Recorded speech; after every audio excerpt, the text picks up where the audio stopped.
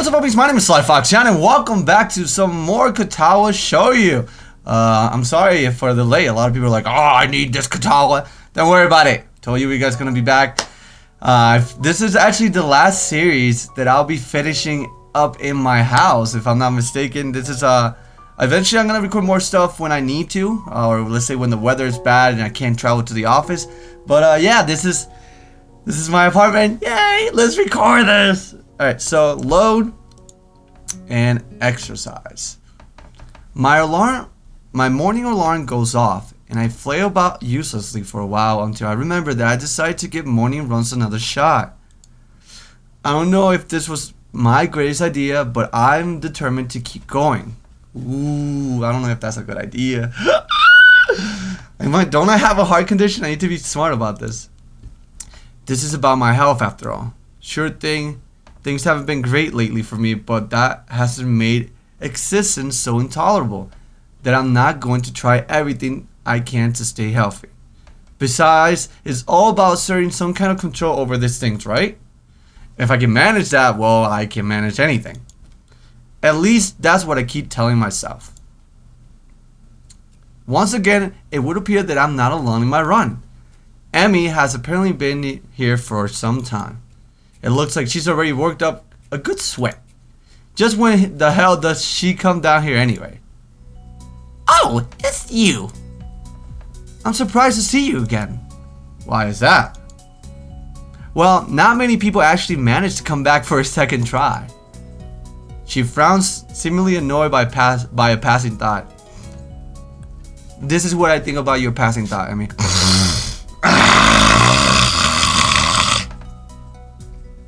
That's what I think about your passing thought. Like the rest of the track team, for instance. Still, it was only supposed to be on a volunteer basis, so it's not a big of a shot. And I guess it's pretty early in the morning. A shrug, and suddenly it appears that she's forgotten what she was talking about. She's so spazzy. The frown disappears entirely, and she seems to snap back to her previous train of thought. So, calm then. What? You're here to run again, right? Well, yes. So come on. I find myself suddenly grabbed and yanked onto the track. Things seem to be mirroring yesterday's run.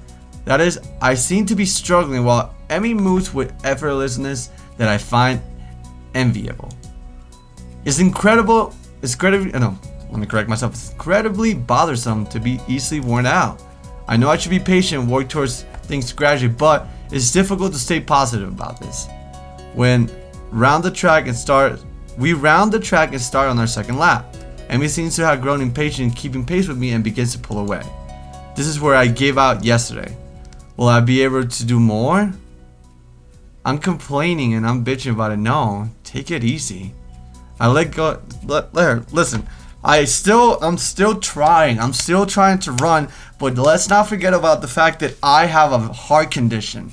I have a problem here, and if I would have just effortlessly or just tried to keep running, I don't know what would have happened.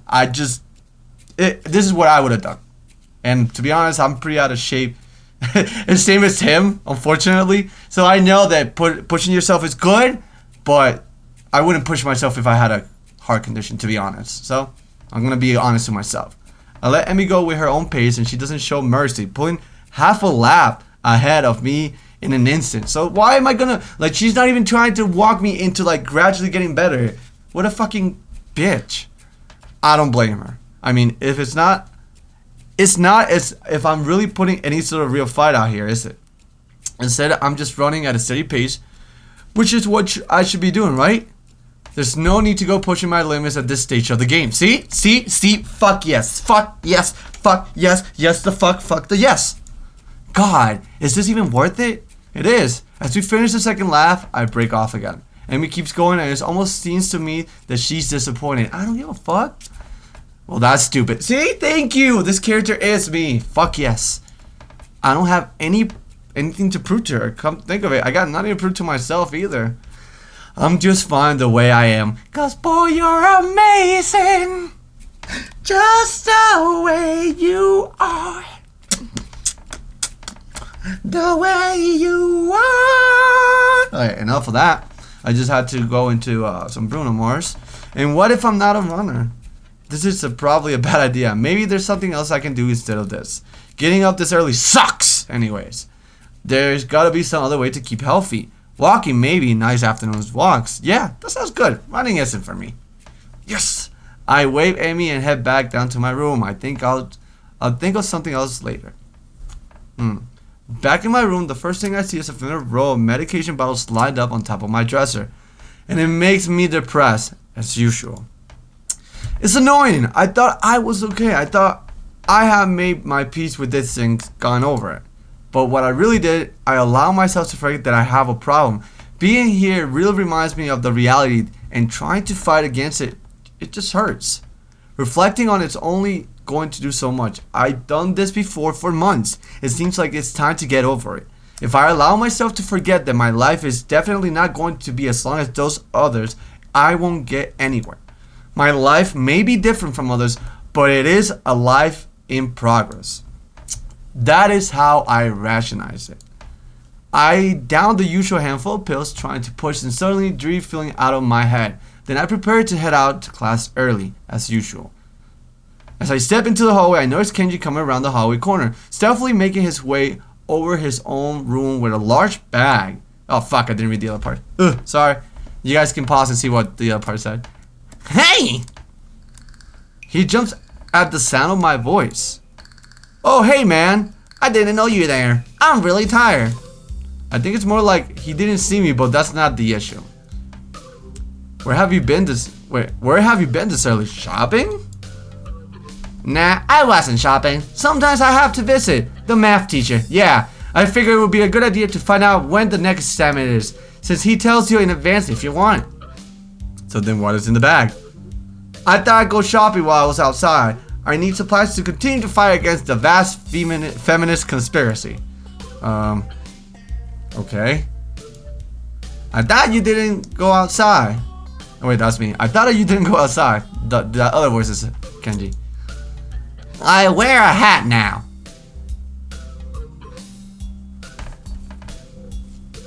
I wear a hat now. That's his answer. If you ever want to get yourself out of any stupid situation, use that answer. So what's the answer to number 7? I wear a hat now. Sorry, I can't answer that. I decided to not point out that he's not wearing a hat. An awkward silence settles between us. Then Kenji breaks it by pushing his door open slowly, releasing a creaking sound into the air that only makes the moment seem more awkward. He sets the bag down inside his room and then closes the door. I'm surprised you went out of your way to find out the test date. Trying to take advantage of an opportunity to study is pretty diligent.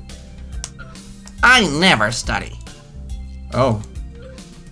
I just wanted to know when the next test day was. I'm still gonna take it, duh. I need to know so I know what day I can't afford to skip class.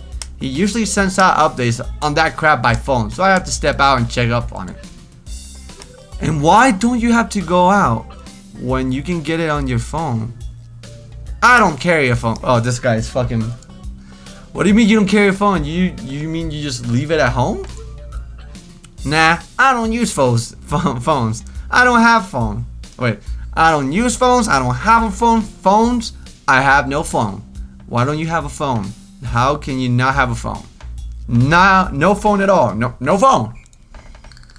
I just don't like phones. Actually, I'm kind of scared of them. I don't know why. I think it's some kind of repressed trauma. But basically, when I hear a phone, I get nervous. It's my darkest secret. I had 2 theories on it. Either I have some fear of receiving some unidentified, ominous, life-altering doom call, or I was beaten with a phone in the past. Beaten so badly, I can't remember it. I hope it's the second one. Beaten in the head. Yep. Well, where else could I get beaten with a phone that would make me unable to remember it? The ass? Good point, Kenji. Unexpectedly logical. I feel very depressed now. Sensing this conversation is more or less, Kenji opens his door again and prepares to head inside. Yeah, I'm gonna sleep, dude. Have a good one. Is it the morning? Cause it's gonna start in like 20 minutes. I already did something today. Too tired to go to school. Hey, Need some lip balm? I actually bought 2 because I thought the store had started selling individual AA batteries. Thanks, but no thanks. Whatever, man. What a fucking weirdo. He swiftly enters his lair, finally letting me go to class. For a change, I'm not among the first ones to come into the morning class. Instead, almost everyone else seems to be here already. I recognize most of my class by their face by now, though the names escape me still. The class goes on lazily. Whoa, this mic is like all the way back here. Let me see if I can fix it. There you go. That should be fine. The class goes on lazily. I think I'm starting to get into the rhythm of the school. I have even stopped worrying about taking notes and being overly attentive. The first days, I was pretty high strung in class. I'm getting my ropes back. Mutu finished his lecture about electricity early, but continues without a pause about the festival. So, as you know, the festival is on the day after tomorrow. I hope everyone's projects are going to be successful this year. Have a good time, but also come Sunday, please keep the meaning of this festival in your minds. Games and fried food! Everybody bursts out in laughter, and so do I. Yes, thank you, Mikado. But what I meant, the reminder of his sentence is buried beneath the ring of lunch bells, and everyone starts packing up their things. Muto deliberates for a moment, but since almost nobody seems to pay attention anymore, he gives up and sits down. Oh whoa! It's crowded and they're covering my favorite drawing now. Since I haven't played this for a few days, I've seen the face and I haven't seen the face and I miss it. It's crowded in the hallway, as crowded as hallways in the school probably get. Most of the students seem to be heading down for the cafeteria. Oh, it's Emmy. Asao! I'm gonna make you one-time only super extra special lunch offer.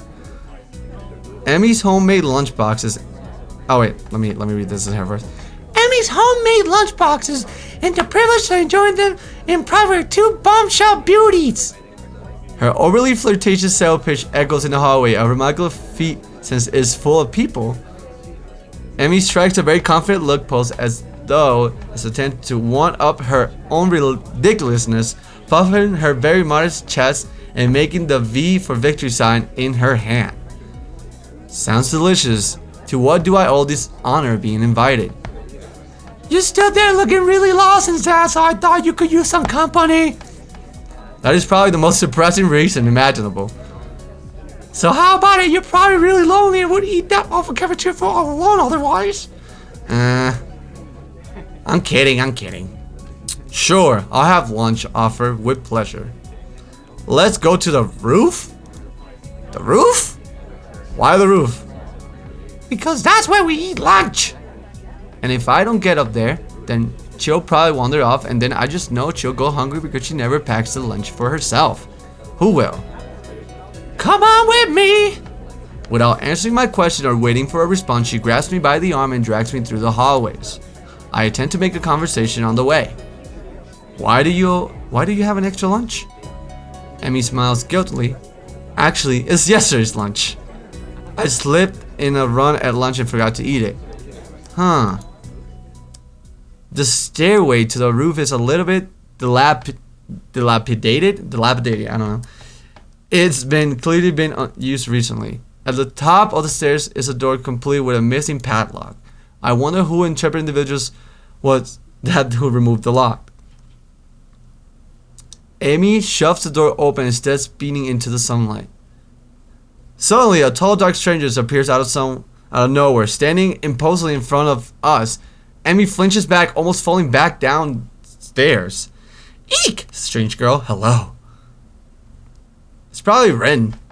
Yeah, if you scare me, Rin. It is Rin. Wait, isn't she? Yes, I like Rin. Rin is so fucking cool. Hello. Noticing that Rin is speaking to me, Emmy looks curiously at me. You two know each other? I look confused at Emmy.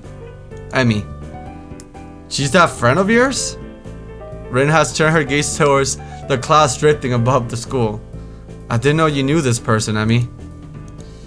The awkward silence lasts only for a few seconds until Emmy lets out a tiny giggle, shrugging the coincidence off.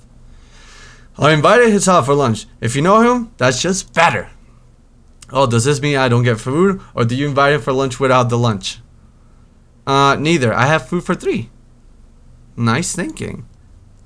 The walk to the other end of the roof while I stayed at the clock tower for a while let me repeat that again. They walk to the other end of the roof while I stay at the clock tower for a while, taking in the atmosphere. There's nobody else but here. There's nobody else but us here. I guess the roof is not as popular as it is in other schools. That's it. Roofs are popular in school? I never was allowed to go to my roof. I guess I wasn't that popular myself then. A few rundown benches and tables are scattered around the edges, perhaps in an attempt to make the rooftop look less desolated. The small pebbles covering the roof rattles beneath our feet. I pick through the chain link fence to take a look at the school grounds and beyond. Students are strolling in pairs and groups around the quadrangle? That's weird to say. At the cafeteria. A few delivery trucks are driving past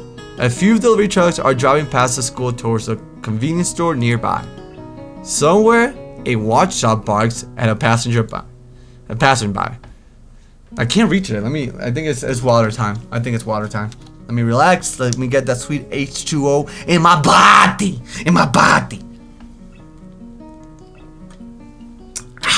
H to the O. H2O.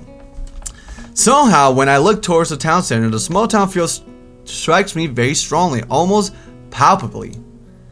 The hectic lifestyle of big metropolis seems so far away and foreign here. Nobody has to run to catch a bus like their life depended on it, or get their sense overloaded by the neon lights and traffic jams. I feel surprisingly optimistic about this new life of mine, looking at my new hometown, even if it's going to be mine for only one short year. Finding about my illness and having to move away from home all came so suddenly I haven't had time to think of how I feel about it. When I step out of the shadow of the clock tower and then open, I feel a warmth touching my back. The sun shines from a perfectly clear cerulean sky. A cool breeze sweeping over the rooftop makes me shiver, but only briefly. The wind carries the scent of trees and flowers, not smog or car exhaust like I used to just a few weeks ago. Emmy settles on a bench with Ren in tow and produces one big and 2 small lunch boxes from her bag. Come on, Hisao, what are you waiting for? She's beckoning me to join them, making room on their already small bench. Hey girls! I see myself in the corner of the bench to take as little space as possible. It's pretty cramped, but somehow all 3 of us fit on it. Impressive view. Emmy suppresses a giggle and places a lunchbox in front of Ren and hands another lunchbox to me. Here you go, lunch, it's promised. Homemade nonetheless, I'm impressed. Wow, this looks really good. Thanks, I made it myself when I can. Conversation dies off as I set about the business of feeding myself. Taking a few bites, I glanced up and noticed Ren deftly opening the lunchbox and popping a forkful of food into her mouth only using her feet. We already knew this. Even though I've seen it before, I can't help to be impressed at her dexterity. It's also a reminder of the sort of place that I am right now. Will I ever get used to the sight such as this? Can't decide if I'm getting used to such a thing will be a good thing or a bad thing either. Does getting used to this place mean that I'm giving up on being a normal person? Or does this mean that I'm becoming more understanding about those around me? I'm distracted from my thoughts by the sight of Emmy tearing into her lunch as it had insulted her ancestors. You seem pretty hungry. Emmy looks up, mouth half full, and swallows before nodding. My morning run always works up an appetite, which is great because I burn through lunch pretty quickly. Helps me keep my girlish figure. What would happen if you lose it? Would you become a man? Wow, Ren, wow! Ren, I love you. You're so perfect. I very nearly choke on my lunch trying not to laugh. It's a figure of speech. Does your figure have to run in the mornings too? Do you always talk like this? Talk like what? Like what? I think that answers my question.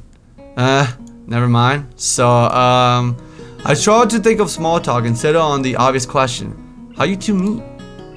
Rin seems content to let Emmy answer this question. Someone in the house department, let me repeat this again. Someone in the housing department thought that we complement each other well. So we were assigned rooms next to one another. Complement one each other. Like shoes and a suit? Huh? Emmy giggles at my confusion. Put us together and we got our limbs. Get it? Ah! Because if you guys can see this, but Emmy doesn't have her legs. So I started to helping Rin get ready in the mornings, and that was that. I mean, you can't help someone get dressed every morning and not get along. I see. Rin chooses this moment to interject. I had trouble with shirts. Right, that seems fairly obvious. Really? Kind of. This isn't helping, but at least Emmy seems to find the whole thing funny. That combined with the fact that Rin is genuinely curious makes me feel slightly better and yet confused. I mean, you got no arms. So putting her shirt seems like one of those things that would be difficult? You know what? I'm just gonna stop talking now. It'll save me a lot of trouble in the long run. Rin nods in what I supposed to be Rin nods in what I suspect is meant to be a sage manner. I see. The conversation dies as I turn my attention back to my lunch. It's really quite good. Emmy finishes her lunch first and makes a content noise. Ah, that was good! As she busies herself with cleaning up her lunch, Rin speaks up. I'm thirsty. Oh, I almost forgot about that, sorry. With a flourish, she reaches into her bag and removes a trio of juice boxes. She tosses me one that appears to be cranberry juice, one to Rin that appears to be some kind of strawberry milk, complete with pink color scheme, and keeps a quality pink box, some kind of fruit punch for herself. Rin dexterously stabs her straw through the top of the box and begins to drink. I'm once again impressed at how flexible she is, but this time I kept my comment to myself. Somehow I didn't think Emmy or Rin are the sort of people to think twice about the way they work around their particular disabilities. Rin especially so. Indeed, she gets an impression of being entirely unaware that she's missing any limbs at all. Whether or not that's conscious decision is another matter. I'm honestly not sure. So Hasao, how you like it up here? It's quite nice actually. I like high places for the view. Thanks for inviting me up here. And for the lunch too. Emmy Green's 1,000-watt grin, pleased by my response I suppose. No problem. Feel free to eat with us next time too, okay? I won't make you lunch, but you can bring your own up here. No lunch service? I don't know. Emmy looks mock offended. Trying to take advantage of my good nature? The nerve! She giggles. Well, if that's your answer, I guess Rin and I will just keep eating lunch all alone. I am suddenly assaulted by the most heart-rending puppy dog eyes I ever seen as Emmy pouts. Kidding. I was just kidding. I love to eat lunch up here again. Good location and the company is okay too. Emmy frowns a bit at my declaration of okay, but seems happy enough that I accepted her invitation. I guess this makes us friends now. Or at least acquaintance. The lunch bell rings, signaling the return downstairs. Ring, you didn't finish your lunch again. I wasn't that hungry. If you don't eat more, you're gonna fade away. Rin shrugs. If this is an acceptable risk. Come on, we better get going. Hey, thank you so much for watching. If you guys really enjoyed the video, make sure you leave a like. It shows your support. And if you guys want to watch more videos like this, then subscribe so you never miss a video. Woo!